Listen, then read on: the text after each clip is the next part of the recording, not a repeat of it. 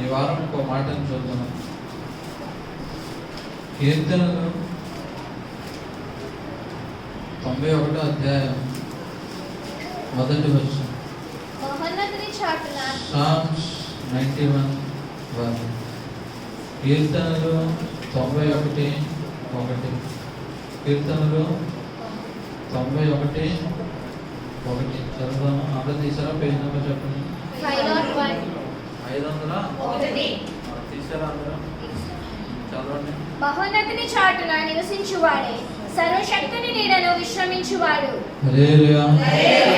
మహోన్నతుని చాటున నివసించువాడే, సర్వశక్తుని నీడను విశ్రమించువాడు. ఇప్పుడు ఇక్కడ రాయబడిన మాట ఏంటి? మహోన్నతుని చాటున నివసించువాడే, సర్వశక్తుని నీడను విశ్రమించువాడు. మహోన్నతుని చాటున నివసించువాడే, సర్వశక్తుని నీడను విశ్రమించువాడు. సర్వశక్తి నీడను విశ్రమించువాడు. ఎక్కడ విశ్రాంతి పొందుతాడంట? ఎక్కడ? గత వారం మనం చదివిన మాట ఏంటి? మొదటి వచనం 15:1 ఏం రాబడ్డది?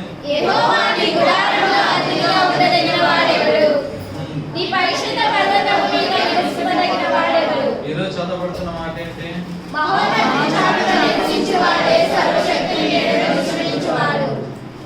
ఎవరైతే మహోన్నతిని చాటున నివాసం చేయగలుగుతాడో ఆయన మాత్రమే విశ్రాంతిని పొందగలుగుతాడు. మనకి విశ్రాంతి కావాలంటే ఎక్కడ నివాసం చేయాలి? ఇప్పుడు ఎక్కడ? చాలా మంది లోకంలో విశ్రాంతిని కావాలనుకుంటారు. అలసిపోయాము, ఇంకా నా వల్ల కావటం లేదు, నాకు విశ్రాంతి కావాలని ఆశపడుతున్నారు. అయితే దేవుని మాట చెప్తున్న సత్యం ఏంటంటే, విశ్రాంతిని కావాలనుకున్న వాడు ఒక దగ్గర ఉండవలను. ఎక్కడ ఉండాలంటే ఆయన మహోన్నతిని చాటున ఉన్నవాడు మాత్రమే విశ్రాంతిని పొందుకోగలుగుతున్నాడు. విశ్రాంతి కావాలని అందుకని అంటాడు కదా ఇదే మాటని కొత్త నిబంధనలోకి వచ్చరికి, ప్రయాసపడి భారం మోస్తున్నాయా నేను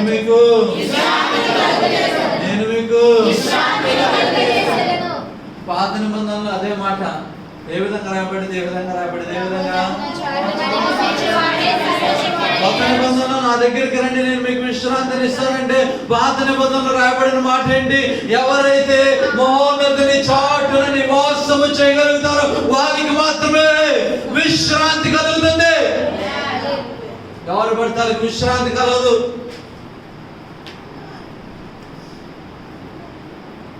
కష్టమైన కొత్త నిబంధనలు ఏమన్నాడు? నా యొద్దకి ఇప్పుడు ఈయన యొద్దకు రమ్మన్నా, సర్వోన్నతిని నివాసములో మనం నివాసించాలన్నా ఏం పొందుకుంటాము? చెప్పాలి బిగ్గరగా. హలో, ఎలైజా కూడా విశ్రాంతిని కోరుకున్నాడు. అలసిపోయి ఏం కోరుకున్నాడు తెద్దామా?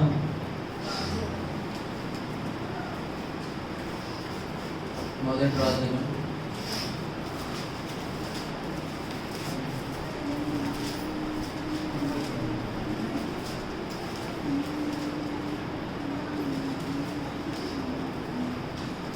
19వ అధ్యాయం. మొదటి రాజు 19వ అధ్యాయం.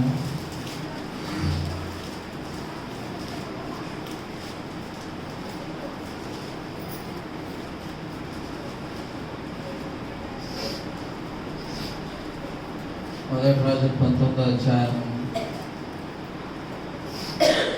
తీసారమ్మా? మొదటి రాజు 19వ అధ్యాయము 10వ వచనం చెప్పండి. అతడు ఇశ్రాయేలు వారు నీ నిబంధనను త్రోసివేసి నీ బలిపీఠములను పడగొట్టి నీ ప్రవక్తలను ఖడ్గము చేత హతము చేసిరి. సైన్యములకు అధిపతియగు దేవుడనగు యెహోవా కొరకు మహారోషము గలవాడనై నేను ఒకతను మాత్రమే మిగిలి ఉండగా వారు నా ప్రాణమును కూడా తీసివేయటకై చూచుచున్నారని మనవి చేసెను. దానికంటే ముందు మీరు చదవండి, ఈ మాట చదవాలి. ఏ మాట అంటే అప్పుడు మీకు అర్థం. 4వ వచనం చదవండి. తాను ఒక దిన ప్రయాణము అరణ్యంలోనికి పోయి ఒక బదరి వృక్షం క్రింద కూర్చుండి మరణాపేక్ష గలవాడే యెహోవా నా పితరుల కంటే నేను ఎక్కువ వాడను కాను, ఇంత మట్టుకు చాలును, నా ప్రాణము తీసుకొనుము అని ప్రార్థన చేసెను. హల్లెలూయా. 4వ వచనమేనా? కరెక్టేనా? ఏం ఆశ కలుగుతున్నాడు ఇప్పుడు? ఏం ఆశ కలుగుతున్నాడు? చదవాలి ఒకసారి. తాను ఒక దీన ప్రయాణం అరణ్యంలో పోయి ఒక బదిరి వృక్షం కింద కూర్చుండి మరణాపేక్ష గలవాడే యెహోవా నా పితరుల కంటే నేను ఎక్కువ వాడను కాను, ఇంత మటుకు చాలు,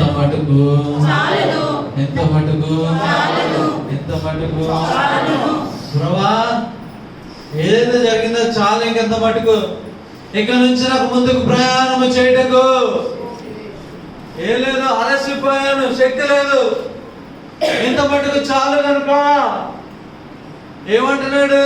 నా పెద్దల కంటే నేను గొప్పవాడిని కాదు కనుక ఇక్కడ వరకు నాకు చాలు. ఇది కూడా ఏం కోరుకుంటున్నాడు? కోరుకోవట్లేదా?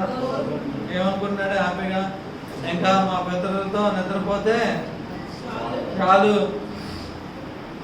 దానికి 9వ వచనం చదవండి ఇప్పుడు. అచ్చట ఉన్న ఒక గుహలో చేరి బస చేసెను. యెహోవా వాక్కు అతనికి ప్రత్యక్షమై ఏలియా ఇచ్చట నీవేమి చేయుచున్నావని అతనిని అడుగగా అతడు ఇశ్రాయేలు వారు ఇప్పుడైనా ఒక గృహలో బస చేసెను. మధ్యలో ఒక మంచి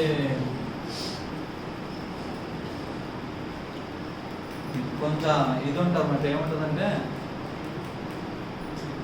ఈయన ఆశపడతాడు, ప్రభు అప్పుడు నిద్రపోతాడు, దేవదత్త నిద్ర లేపుతుంది, ఆహారం తినమంటుంది, మళ్ళీ తిని మళ్ళీ పడుకుంటే లేదు, నువ్వు వెళ్ళవలసిన ప్రయాణము చాలా దూరమైనది, దానికి నీకు శక్తి కావాలి కనుక మళ్ళీ ఏం చేయాలి, నువ్వు మళ్ళీ తినంటది. తినిన తర్వాత ఏకదాటిగా 40 చదవమాలి. దాని ముందు చదవండి ఫాస్ట్ గా. అయితే యెహోవా దూత రెండవ మారు 5వ వచనం నుంచి అతడు బదరి వృక్షం క్రింద పరుండి నిద్రచుండగా ఒక దేవదూత వచ్చి అతని ముట్టి నీవు లేచి భోజనము చేయమని చెప్పెను. అతడు చూచినంతలో అతని తల దగ్గర నిప్పుల మీద కాల్చబడిన అప్పమును నీళ్ల బూడిదయు కనబడెను, గుడ్డియు కనబడెను గనుక అతడు భోజనము చేసి తిరిగి పరుండెను.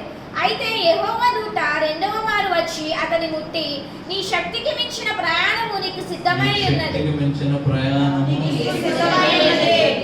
నీవు లేచి భోజనము చేయమని చెప్పినప్పుడు అతడు లేచి భోజనము చేసి ఆ భోజనపు బలము చేత 40 రాత్రి పగళ్ళు ప్రయాణము చేసి దేవుని పర్వతం అని పేరు పెట్టబడిన హోరేమునకు వచ్చి అచ్చట ఉన్న ఒక గుహలో చేరి బస చేసెను. ఇప్పుడు అర్థమైంది కదా?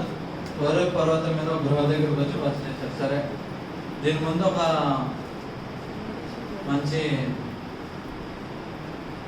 మిస్టరీ ఒకటి ఉంది,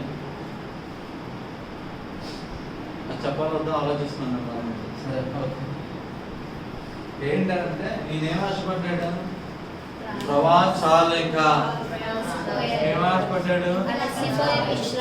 చాలు, ఇంకా వద్దు నాకు ఇంకా అంటే దేవదూత వచ్చి ఏం పెట్టింది? చెప్తున్నా చెప్పెట్టిన తర్వాత మాట ఏంటి? హలో,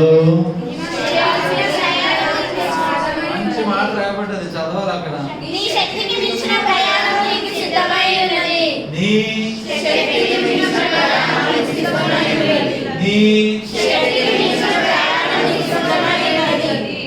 ఈయన మాత్రం పలుకుతున్న మాట ఏంటి? ఇక చాలు, ఇక చాలు, నా పెద్దల కంటే గొప్పవాడిని నేను, ఇక చాలు, నా ప్రాణమును తీసివేయి. దావదూత వచ్చి ఆహారం పెట్టి చెప్తున్న మాట ఏంటి? చాలాసార్లు మన జీవితాలలో కూడా మనం ఆలస్యపోయాం, ఇంకా అవ్వలేదు, ఇంకా వదిలిపెట్టేద్దాం, విడిచిపెట్టేద్దాం,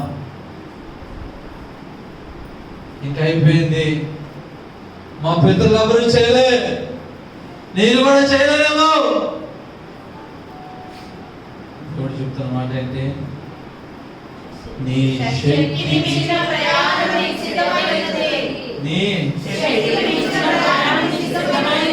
అదేంటి, నేను చేయలేనన్న వ్యక్తి, అలసిపోయినన్న వ్యక్తికి విశ్రాంతి కలుగజేయాలి.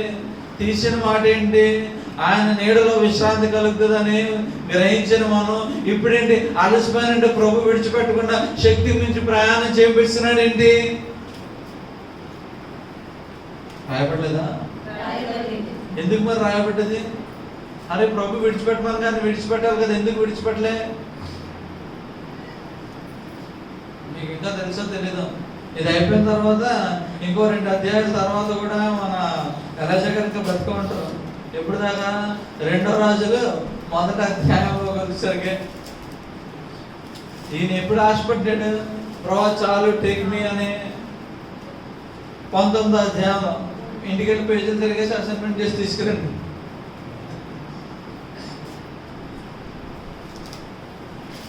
జాగ్రత్తగా విందాం, పక్కన పడదాం, కాసేపు పార్క్ చేద్దాం దాన్ని. ఇప్పుడు ఇంకో ప్రశ్న సంధించబోతున్నాను, అది కదా పక్కన పెట్టద్దాం. తిన్న ఆహారాన్ని బట్టి ఏకదాటికి ఎన్ని దినములు నడిచాడు? హలో హలో 40 రాత్రి పగళ్ళు నడిచి ఎక్కడికి చేరును? ఆ కొండ ఎలా పిలవబడుతుంది? చెప్పగట్టుగా దేవుని పర్వతం అని పిలువబడుతున్న హోరేబు కొండ మీదకి వచ్చారు. హల్లెలూయా. అర్థం చేసుకోవాలండి, హోరేబు కొండ దేవుడు ఏమని కొండ ఏం పిలువబడుతుంది? దేవుని ఏ పర్వతం పిలువబడుతుంది? ఏ పర్వతం పిలువబడుతుంది? దేవుని పర్వతం అని. ఈ 40 దినాలు ఆహారం తీసుకొని ప్రయాణం చేశారు కదా, శక్తికి మించిన ప్రయాణం చేసి ఇప్పుడు అక్కడ చేరుకున్నాడు ఆయన.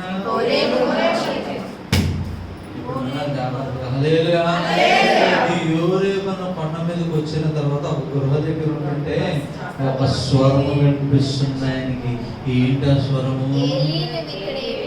ఏం చేయించున్నావు ఇక్కడ నువ్వు? ఏంటి ఆ స్వరము? చదవాలన్న వాక్యం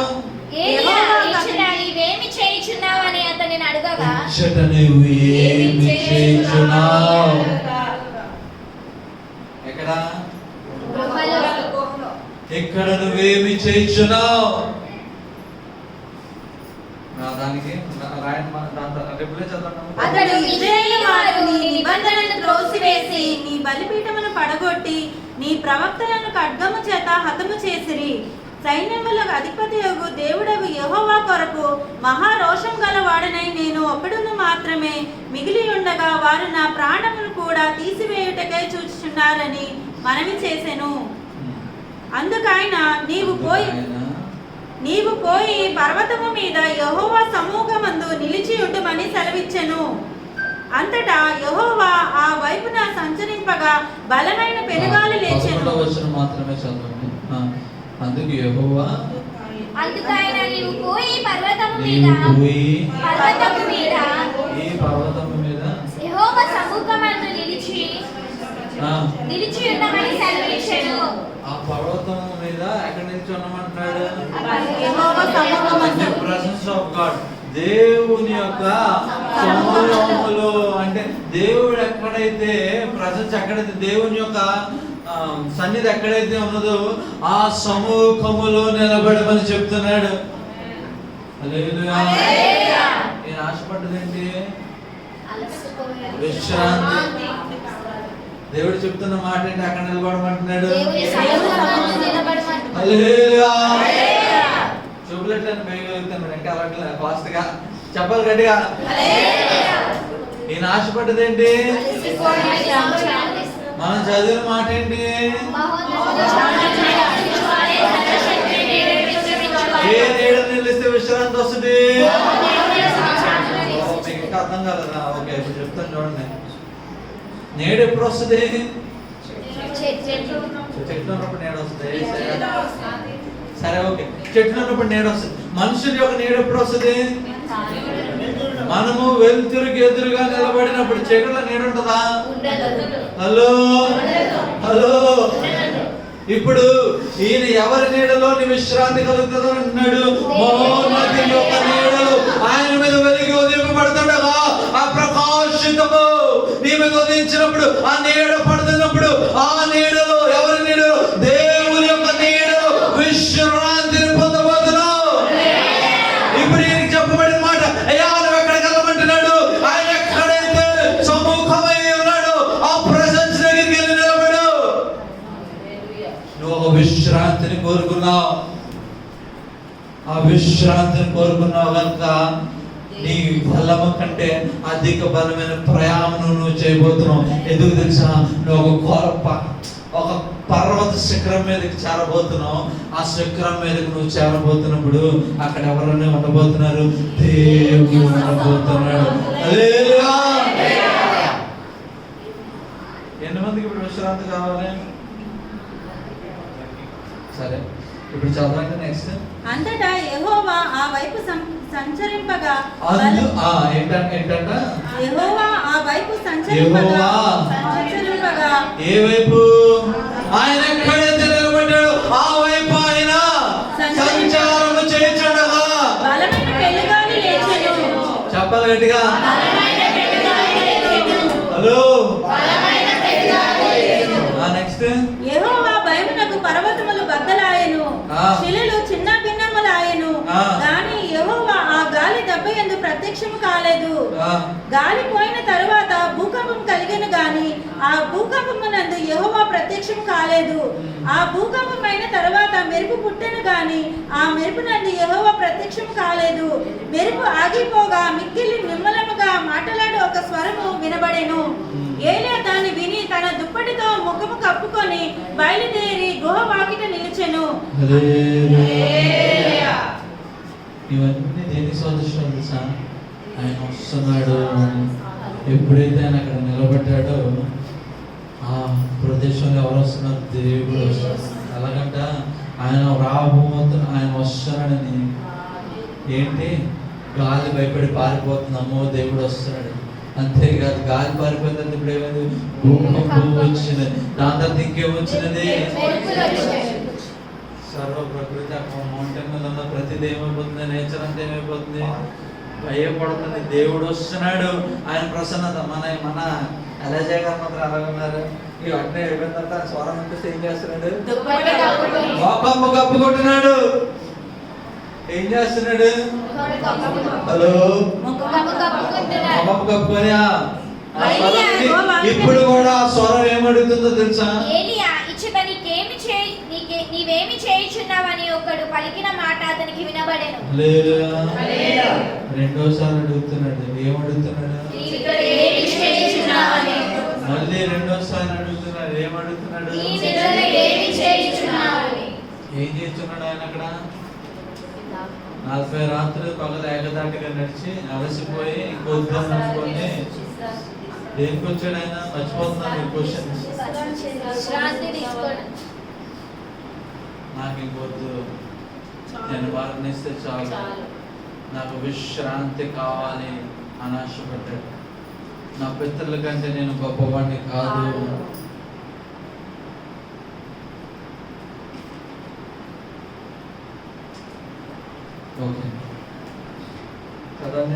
అందుకని ఇశ్రాయేలు వారు నీ నిబంధన త్రోసివేసి నీ బలిపీఠమును పడగొట్టి నీ ప్రవక్తలను ఖడ్గం చేత హతము చేసిరి.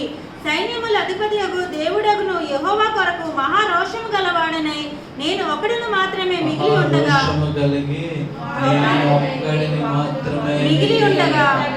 వారు నా నేను ఒక్కడిని మాత్రమే మిగిలి ఉండగా.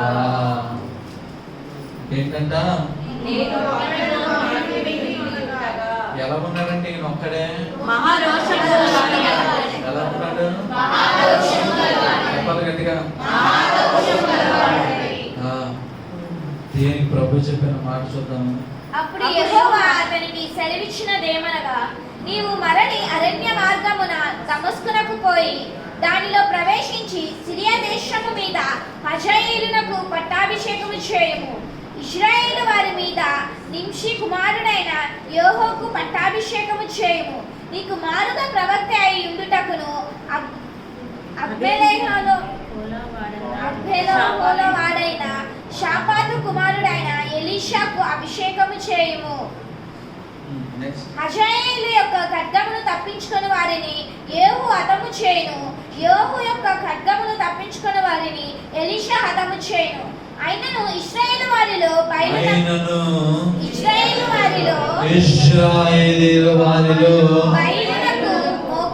బయలునకు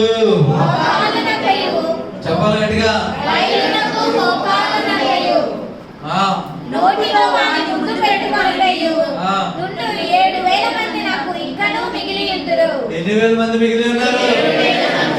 18వ వచనం అండర్లైన్ చేసుకోవాలి. ఆయనను ఇంకా ఇశ్రాయేలులో బయలుకు మొక్కలేని వారు, ముద్దు పెట్టలేని వారు, నా కొరకు రోషము కలిగి జీవిస్తున్న 7,000 మంది ఇంకనూ ఉన్నారు.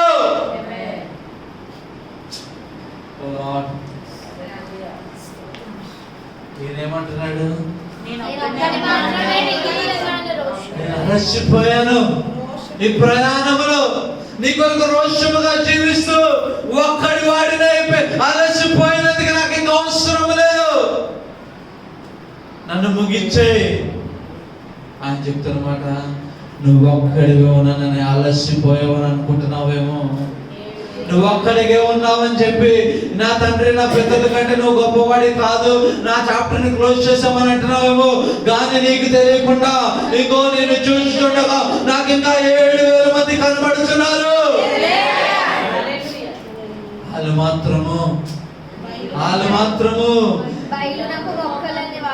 వాళ్ళు మాత్రము నీ వల్ల రోషం కలిగి ఉన్నప్పటికీ వాళ్ళ జీవితాలను ముగించి వేయాలని ఆశపడటంలే.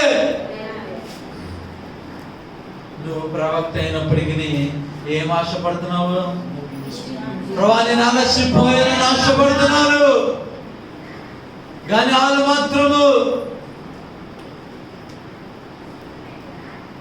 మాత్రం ఏం చేస్తున్నారంట? బయలుకు మోకాలునకయు నోటితో వాని ముందు పెట్టుకొనకయు 7,000 మంది ఇంకను ప్రభు కొరకు కనిపెట్టుచున్నారు. ఎవరి కొరకు కనిపెట్టుచున్నారు?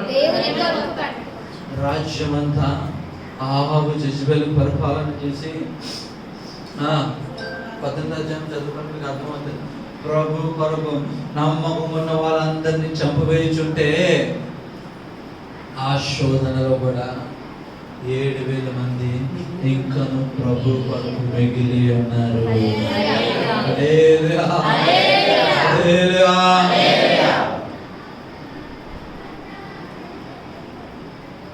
ఈయనకి ప్రయాణం ఎందుకు చేపించాడు తెలుసా? ఇప్పుడు నేను విశ్రాంతి అడిగిన తర్వాత ప్రభు ఎందుకు ఆయన సన్నిధి ఓరేపు పర్వతం మీద తీసుకెళ్ళి ప్రయాణం ఎందుకు చేపించి 2 సార్లు నువ్వు ఇక్కడ ఏమి చేయించున్నాను ఎందుకు అడిగాడు తెలుసా? అయ్యా నువ్వు అనుకుంటున్నావు నీ సమయం అయిపోతే బాగున్నావు, నీ పరిస్థితి ముగిచిపోయిపోతే సరిపోతుంది, ఈ శ్రమలో నేను కొనలేకపోతున్నాను, నాకు విశ్రాంతి కావాలని ఆశపడుతున్నావు. కానీ ఈ శ్రమలో కూడా నా కొరకు ఇంకా 7,000 మంది రోషముతో మిగిలి ఉన్నారు. వాళ్ళు మాత్రము దీనిని జయించాలని ఆశపడుతున్నారు. దీనిని జయించాలని, ఈ శోధనలో నుండి బయటికి వచ్చి దీనిని జయించాలని ఆశపడుతున్నారు. నువ్వు అలసిపోయావేమో, మీరు కూడా మీ విశ్వాస జీవితాలలో అయిపోయింది ఇంతే అని అలసిపోతున్నారేమో. అయితే ఆ కొండ మీద నువ్వు ఎక్కినప్పుడు ఆయన స్వరం విన్నప్పుడు గ్రహించబోతున్నాం, నువ్వు ఒంటరి వాడివి కాదు, నువ్వు ఒంటరి వాడివి కాదు. ఆ మాటకు అర్థం ఏంటో తెలుసా? అంతా అయిపోయిందని నువ్వు భావిస్తున్నావు, కానీ నా కనుదృష్టి ఏముంది? మీ మీద ఇంకా నిలిచి ఉండి అది చూచుచున్నదే. అది నువ్వు శోధనలోనో, బాధలోనో, కన్నీరులోనో ఎక్కడున్నావు అది చూచు. ఆ చూచే దానిలో నేను గ్రహించింది ఏంటో తెలుసా? నీ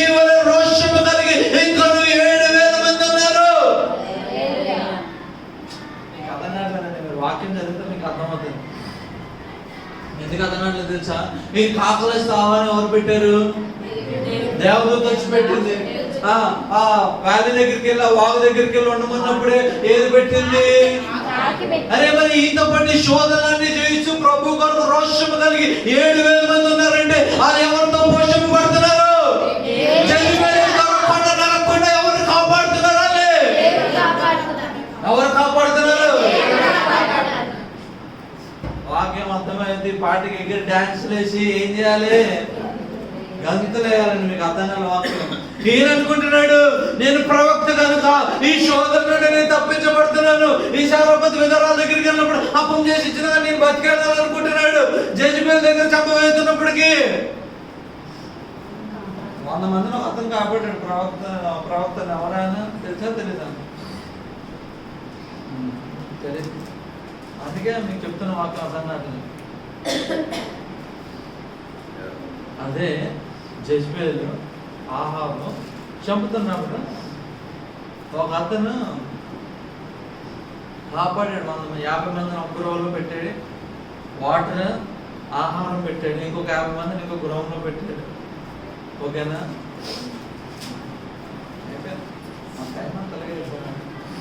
చేద్దాం. 18వ అధ్యాయము 3వ వచనం చదవండి. ఆహాబు తన గృహ నిర్మాణుడు ఒబెద్యను పిలిపించెను. ఈ ఒబెద్య యెహోవా యందు బహు భయభక్తులు గలవాడై యెజబెలు యెహోవా ప్రవక్తను నిర్మూలం చేయుచుండగా గృహలో 50 మందిగా 100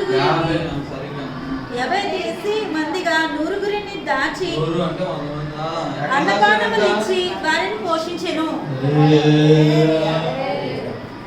ఎవరు పోషించారు? పోషించలేదు అంటే నువ్వు పోషించబడ్డావని అనుకుంటున్నావేమో. నీకు తెలియకుండా 7,000 మందిని కూడా నేను పోషించుతున్నాను. నువ్వు అనుకుంటున్నావేమో నువ్వు అలసిపోయావని. నా పని దృష్టి నా పిల్లల మీద ఇంకొను నిలచి ఉన్నది.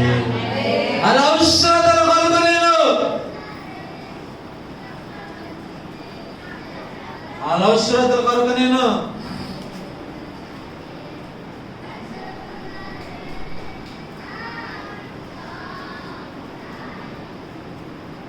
అనవసరతల కొరకు నేను ఏం చేస్తున్నాడు? ఏం చేస్తున్నాడు? చెప్పండి గట్టిగా. అనవసరతలన్నింటి కొరకు ఏం చేస్తున్నాడు? ఆయన ఏం చేస్తున్నాడండి? హలో, ఇక్కడ ఉన్నారా?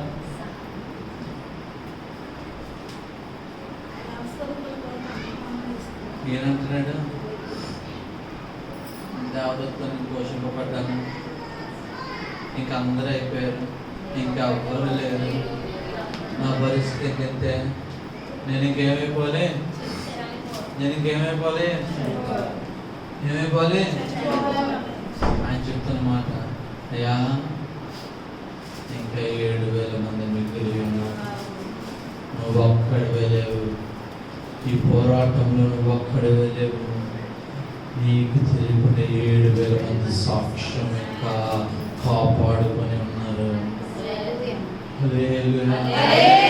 అందుకే 2 సార్లు అడిగిన ఏమని? 7,000 మంది ఇంకా రోషం కలిగి జీవించడానికి ఇష్టపడుతున్నారు. వాళ్ళ సాక్ష్యాలు వాళ్ళు కాపాడుకుంటున్నారు. నువ్వు అనుకుంటున్నావేమో ఎవరు లేరు, నేను అయిపోయాను. కానీ లేదు, నిన్ను కాపాడినట్లే నేను ఇంకా 7,000 మందిని కాపాడాను. నిన్ను చూచుచున్న దేవుడిని, సమస్తము నేను ఎరిగి నా కొరకు రోషము కలిగి జీవిస్తున్న వారిని ఏం చేస్తున్నా? నేను కాపాడుతున్నాను. హల్లెలూయా.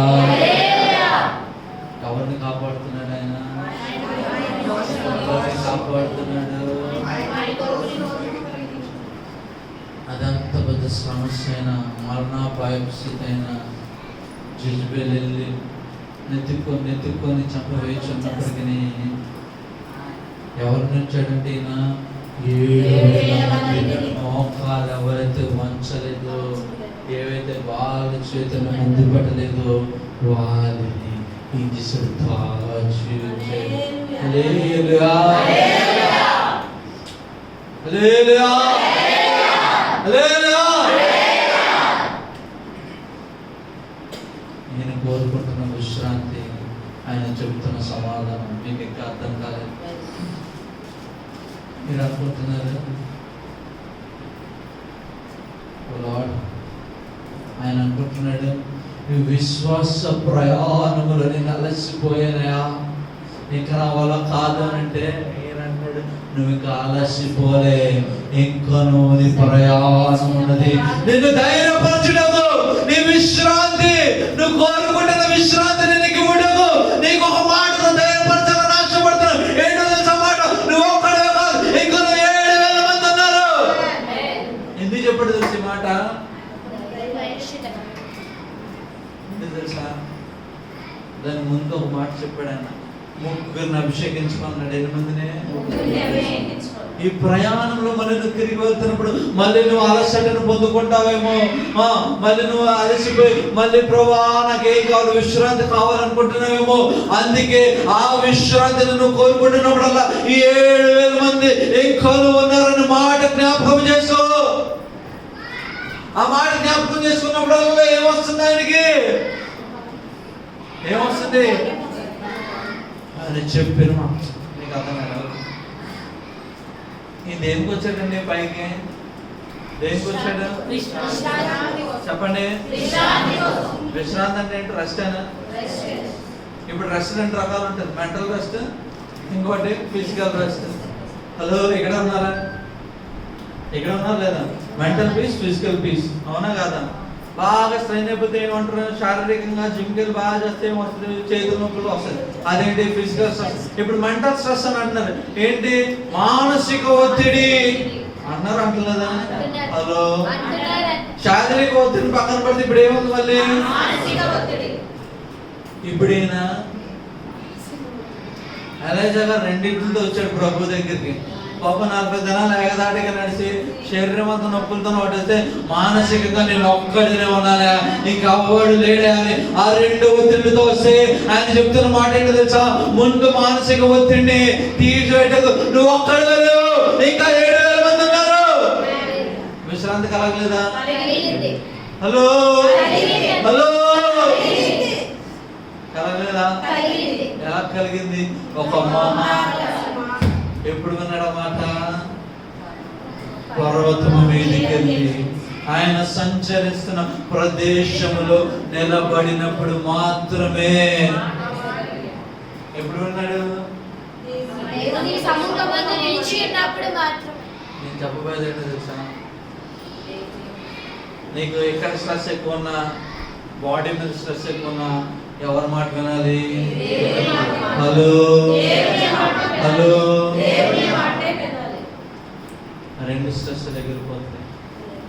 2 విశ్రాంతిని ఇవ్వబోతున్నాడు ఆయన. మొట్టమొదటి ఏం చెప్పాడు? ఓకే నువ్వు వెళ్ళు, ఇక్కడ కాదు ప్రయాణం, అక్కడికి వెళ్ళు. 2వ మాట ఎందుకు చెప్పాడు తెలుసు? ఈయన ఒత్తిడికి గురవుతున్నాడు, మానసికంగా కలచబడ్డాడు, నాన్నవారు ఎవరు లేరని కదిలిపోతున్నాడు. ఇలాగ విడిచిపెడితే ఏం చేస్తాడు? వెళ్ళి ఆహారం అయ్యేదాకా అక్కడ ఇంకెక్కడ సూసైడ్ చేసుకుంటాడు. ఇంకా నేను నడవలేను ప్రభా అని చెప్పి ఏం చేశాడు? 2 పీస్ ఇవ్వడానికి ఇష్టపడ్డాడు ఆయన. శారీరకంగా, ఆత్మీయంగా 2 ఆయన బలపరచుటకు, విశ్రాంతినిచ్చుటకు ఆశపడ్డాడు ఆయన. అయితే ఎప్పుడు పొందుకున్నాడు? ఎప్పుడు పొందుకున్నాడు?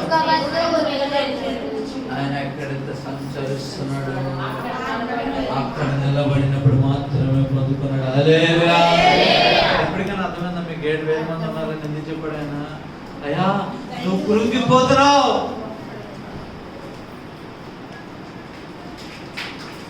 ఓకే, ఎవరో ప్రేమ వెళ్ళకూడదండి.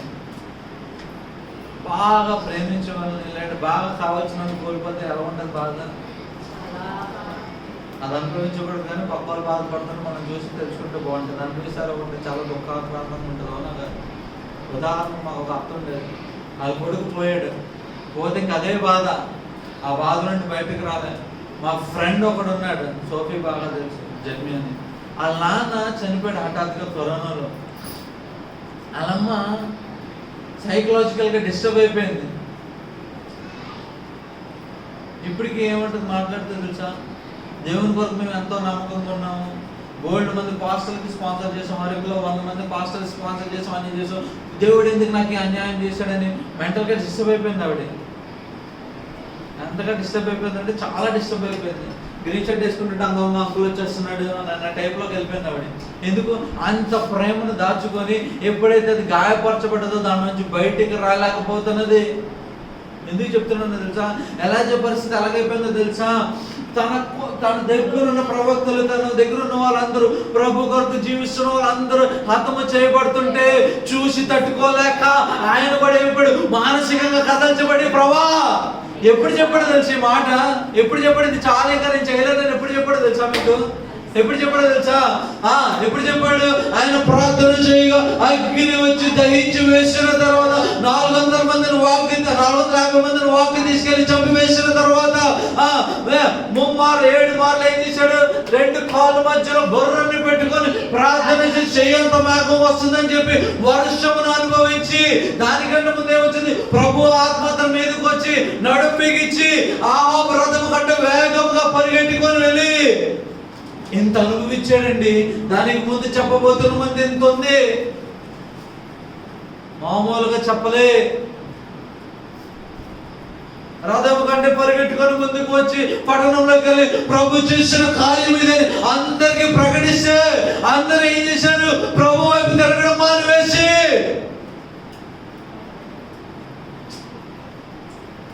ప్రభు అంత గొప్ప కార్యం చేస్తే పరిగెట్టుకొని వెళ్ళి ఆహాబు రథం కంటే ముందు చేరుకొని ప్రభు చేసిన కార్యం ఇది, దేవుడిని నమ్మండి, అగ్ని వచ్చింది అని అన్ని చెప్పినా సరే ఏమైపోయారంట, ఈ బాధ అంతా ఏంటి, ప్రభా నీ జనులు ఏం చేస్తున్నారు, ఏం చెప్తున్నాడు, ప్రభు కంప్లైంట్ అయినా దానికి మంచి కంప్లైంట్ చేస్తున్నాడు. చదవండి, ఇజ్రాయెల్స్ హావ్ రిజెక్టెడ్ నీ నిబంధనలు తెలుసు 14 వచనం. అందుకతడు ఇశ్రాయేలు వారు నీ నిబంధనలను తిరస్కరించారు, బలిపీఠములను పడగొట్టి ఈ ప్రవక్తలను ఖడ్గము చేత నేనెంత చేసినప్పటికీ, నేనెంత ప్రకటిస్తున్నప్పటికీ నిబంధన ఏం చేస్తున్నారు, తృణీకరిస్తున్నారు అన్న మనస్తాపానికి గురై అప్పుడు చెప్తున్నాడు. ఆయన ఎంత కలిసిపోయి చూసారా, ఊరికి నేను చెప్పేస్తున్నాడు అనుకుంటున్నారేమో మీరు, అధిక మానసిక ఒత్తిడికి ఊరికే గురైపోయాడు, నేను చెప్పడానికి ఏదో వాడేసుకుంటున్నాడు అన్నారు అనుకుంటున్నారు, అందుకే ఎక్స్ప్లెయిన్ చేస్తున్నది. ఇదంతా చదువుతుంటే మనకు అర్థమవుతుంది ఎంత ఒత్తిడికి గురయ్యాడు ఆయన. సొంత వాళ్ళని పోగొట్టుకుంటున్నాడు, తెలిసిన వాళ్ళని పోగొట్టుకుంటున్నాడు. అయ్యా మీరు మారండి అని చెప్తుంటే మారట్లే, ఇంకొన్ని కత్తిపోటు పొడి చేసి చంపేస్తుండి. ప్రభు ఎంత కార్యం చేశాడు, మీరు గుడ్డోళ్ళ నమ్మండి అంటున్నప్పటికీ దానిని తిరస్కరించి ఎంత కలిసిపోయి ఉంటాడు, ఎంతగా కృంగిపోయి ఉంటాడు, ఎంతగా బాధపడి ఉంటాడు. ఆ బాధలో ప్రభా చాలు అంటే అప్పుడు కూడా ఆయన విశ్రాంతి ఇష్టపడుతున్నాడు. హల్లెలూయా, హల్లెలూయా. నువ్వెంతగా కృంగిపోతున్నావు మానసికంగా, కానీ నిజం చెప్తున్నాను, 7,000 మంది ఇంకను, 7,000 మంది ఇంకను, 7,000 మంది ఇంకను, 7,000 మంది ఇంకను, 7,000 మంది ఇంకను. అయితే నీకు ఇంకో విశ్రాంతి పడకపోతున్నాను ఏంటో తెలుసా, ఏంటో విశ్రాంతి, ఈ నెల ఏం చేయాలంట, ఏం చేయాలంట, ఎవరిని, శత్రువులతో తరంబడని బాధపడుతున్నావు కదా, ఆ శత్రువుల మీద విజయమునిచ్చుటకు నువ్వు ముగ్గురిని అభిషేకం చేయి. నేను అది వాడుకుంటున్నాను. పీస్ దొరికిందా దొరకలేదు, నేను విశ్రాంతి దొరికిందా దొరకలేదు. ఏ బాధతోనైతే పారిపోయి చాలా ప్రభావం అనుకున్నాడు, ఆ బాధ నుండి దొరికిందా దొరకలేదా, శారీరకంగా ఆధ్యాత్మికంగా 2 విధాలుగా దొరికింది దీనికి. ఆయన చెప్తున్న మాట ఏంటంటే, సరే నేను టైం అయిపోయినట్టున్నాను కానీ నేను నీకు విశ్రాంతి ఇవ్వబోతున్నాను, అది అడగబోతున్నాను, నా జవాబు ద్వారా నీకు ఇవ్వబోతున్నాను. మానసిక ఒత్తిడి నుండి వచ్చాడు, ఇంకా నెక్స్ట్ శత్రువులు తరబడుతున్న శారీరకంగా ఇబ్బంది పడుతున్నప్పుడు వాళ్ళు చంపేయాలంటే ఓకే, ముగ్గురిని అభిషేకం చేయి. ఒకరి కత్తితో తప్పించుకుంటే ఇంకొకరి కత్తితో తప్పించుకుంటే రాయబడలేదా? హలో, చదవాలి గట్టిగా, చదవండి అందరూ కలిసి. ఎక్కడి నుంచి చదువుతారు? 15వ వచనం నుంచి అందరూ. అప్పుడు యెహోవా అతనికి సెలవిచ్చిన ఏమనగా, నీవు మరలి అరణ్య మార్గమున దమస్కునకు పోయి దానిలో ప్రవేశించి యూదా దేశము మీద ఆశ్రయించుటకు అభిషేకం చేయుము. ఇశ్రాయేలు ప్రజలను శిష్యుడైన యెహోవా అభిషేకం చేయుము. నీవు నా ప్రవక్తలైన అబీయమైన షాఫాతు కుమారుడైన ఎలీషాను అభిషేకం చేయుము.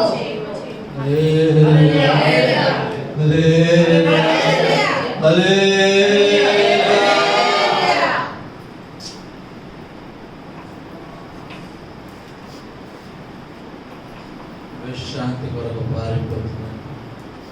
శత్రువుని జయించలేక ఇంకా అయిపోయిందని పారిపోతున్నాడు. ఆయన చెప్తున్న మాట ఏంటి? శత్రువు మీద నీకు విజయం దయచేయబోతున్నాడు. నీకు విశ్రాంతి ఎలా వస్తుందో తెలుసా? నువ్వు శత్రువుని జయించబోతున్నా మాట బట్టి నీకు విశ్రాంతిని కలుగ చేయబోతున్నాను. హల్లెలూయా. ఎలాగిస్తున్నానంట? శత్రువుని జయించ చెప్పాలి. దేని బట్టి అయితే పారిపోతున్నావు, దానిని నువ్వు జయించబోతున్నాను. మాట వాగ్దానాన్ని బట్టి నీకు శాంతిని విశ్రాంతిని తీసుకురాబోతున్నాను. హల్లెలూయా. అర్థం కలదా మీకు? ఎలా విశ్రాంతి ఇవ్వబోతున్నాడంట? నేను ఒక వాగ్దానం చేయబోతున్నాను నీతో. ఆ వాగ్దానం అంటే తెలుసా? నువ్వు ఎక్కడ ఎవరి దగ్గర నుంచి అయితే పారిపోతున్నావు, ఏ శత్రువు నుంచి అయితే పారిపోతున్నావు, ఆ శత్రువును నువ్వు జయించబోతున్నాను. వాగ్దానాన్ని బట్టి నీకు విశ్రాంతిని ఇవ్వబోతున్నాను. అర్థం కలదా మీకు? అర్థం కలదా మీకు? అర్థమైతే ఏం చేయాలి? ఆయన ఎలాగపోతున్నాడు విశ్రాంతిని? ఏ శత్రు దగ్గర తరబడుతున్నావు ఆ శత్రువుని నువ్వు జయించబోతున్నావు వాగ్దానంతో. నేను లగన్ పడుకుపోతున్నాను, మీరు నీకు అర్థం కాదు. లగల హలో, ఏం చెప్పాను? లగడానికి కూడా అరగంట.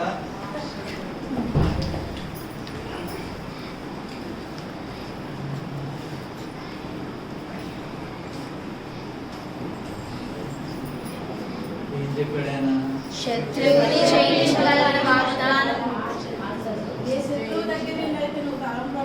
ఆ శత్రువు ఒక విశ్రాంతిని కోరుకుంటున్నావు.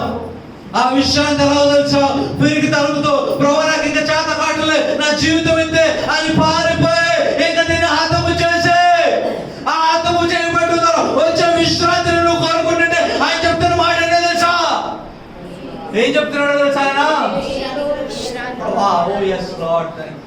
ఆయన చెప్తున్న మాట ఏంటో తెలుసా? నేను నీకు ఒక వాగ్దానం చేయబోతున్నాను. ఆ శత్రువుని నువ్వు జయించబోతున్నాను. వాగ్దానంతో నీకు విశ్రాంతిని దయచేయబోతున్నాను.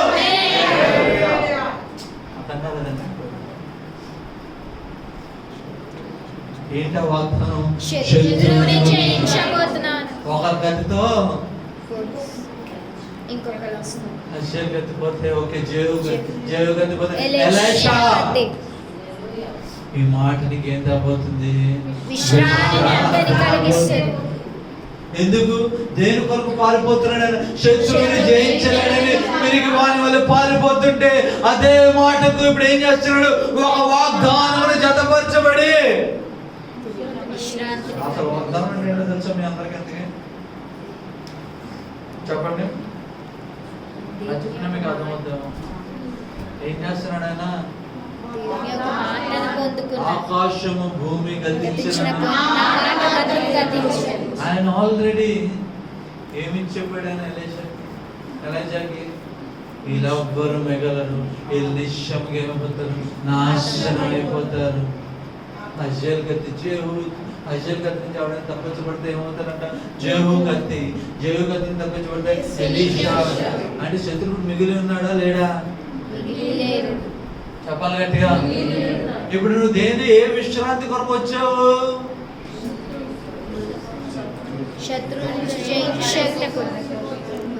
ఎదుర్కోలేక అలసటకు గురై చాలా ఇదేనా ముగింపు? ఈ ముగింపులో విశ్రాంతిని కోరుకోవడానికి వస్తే ఆయన శత్రువు మీద నీకు జయించే అధికారం నుంచి విశ్రాంతిని ఇవ్వబోతున్నాడు. హల్లెలూయా. ఇప్పటికీ అర్థం కాలేదా? ఓకే, ఏ విధంగా చెప్తే బాగా అర్థమవుతాం. ప్రభా, గివ్ us అండర్స్టాండింగ్. మా ఉదయం చూస్తే ఒకటి గుర్తొచ్చింది. ఇప్పుడు రిటైర్మెంట్ తీసుకుంటున్నారు అనుకుందాం ఫర్ ఎగ్జాంపుల్. ఓకే, రిటైర్మెంట్ అంటే తెలుసు కదా అందరికి, తెలుసా తెలీదా? ఇప్పుడు క్రికెటర్ రిటైర్మెంట్ తీసుకున్నాడు అనుకోండి, కప్పు కొట్టి రిటైర్మెంట్ తీసుకోవాలని అనుకుంటాడా? కప్పు కొట్టకుండా చాలా 20 సంవత్సరాలు ఆడిపోయింది నలిసిపోయిందని చెప్పి రిటైర్మెంట్ తీసుకోవాలని ఆశపడతాడా? దేనిలోని ఘనత ఉంటది? చెప్పండి గట్టిగా. రిటైర్మెంట్ తీసుకుంటున్నప్పుడు కప్పు కొట్టి రిటైర్మెంట్, అరే ఆఖరిగా రిటైర్మెంట్ అవుతున్నప్పుడు కూడా ఏం చేశాడు? ఒక కప్పుతో విజయాన్ని కొట్టాడు. ఘనత ఎలా ఉంటది? హలో, జీవితాంతం ఏం కార్యం చేస్తాడు? నా ప్రారంభంలో నేను విజయాన్ని సంపాదించాను, నా ఆఖరి మ్యాచ్ లో కూడా నేను కప్పును కొట్టి విజయాన్ని సంపాదించాను. ఇప్పుడు ఎలా ప్రారంభంలో విజయాన్ని సంపాదించాడు, ఆఖరిగా అంతమైపోవాలి ప్రభావం ఆశపడుతున్నప్పుడు కూడా దేవుడు ఏం చేస్తున్నాడు తెలుసా? ఆయన చేస్తున్నాడు. అంటే ఆఖరి మ్యాచ్ లో కూడా కప్పు కొట్టబోతున్నాడు.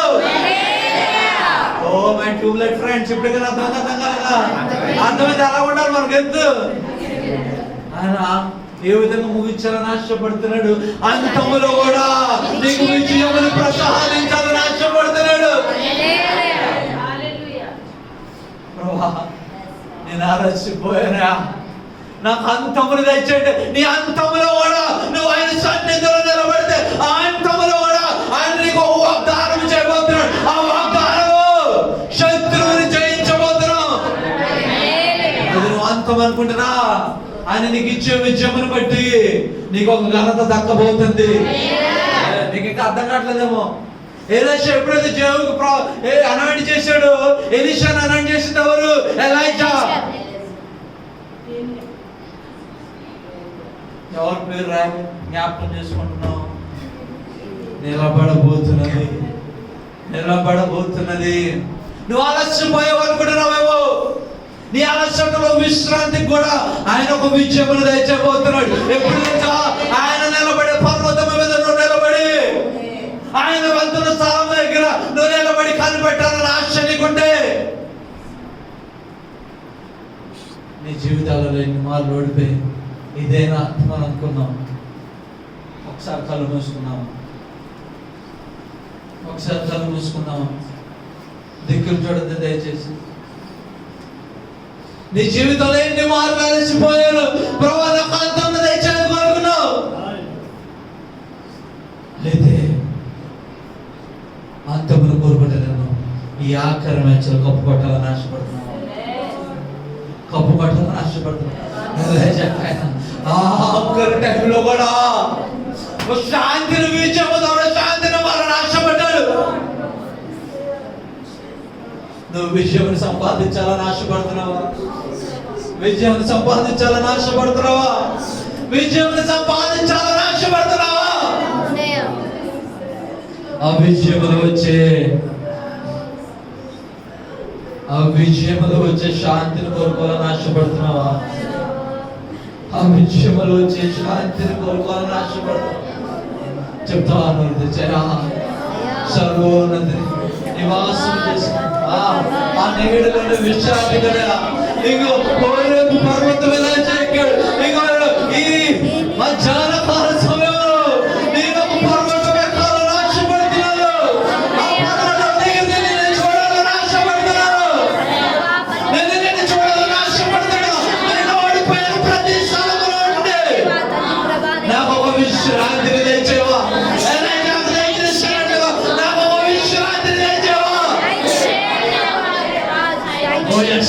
అవిశ్రాంతి నేను జయించడం ద్వారా విశ్రాంతి రావాలి ప్రభా. నేను ఓడిపోవటం వెళ్ళేదా?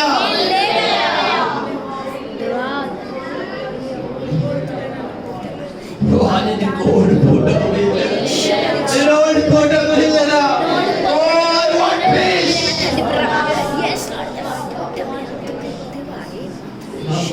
గొప్ప ముగింపు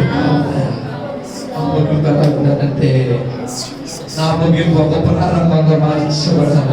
ఎలాంటి ఒక ముగింపు ఒక ప్రారంభంగా మార్చబడదు. ఎన్ని మందికి మార్చబడదు తెలుసా? ముగ్గురికి ప్రారంభంగా మార్చబడదు. ఎలాంటి ప్రాణాన్ని ముగించానంటే నీ ముగింపులో కూడా నేను ఒక ప్రారంభాన్ని చేస్తున్నాను. ఎలాజా నువ్వు నాకు ఇష్టడుగా ఇంకో నా సన్నిధిలో నిలబడ్డ నీ ముగింపులో కూడా నేను ముగ్గురికి ప్రారంభాన్ని తీసుకొని వస్తున్నాను. ఎలాజా నువ్వు భయపడకు. ఓ ఎస్, ముగ్గురికి ప్రారంభంగా మార్చబడ్డాడు. ఎలాజా ఒక ముగింపుని కోరుకున్నాడు, అది ముగ్గురికి ప్రారంభంగా మార్చబడ్డది.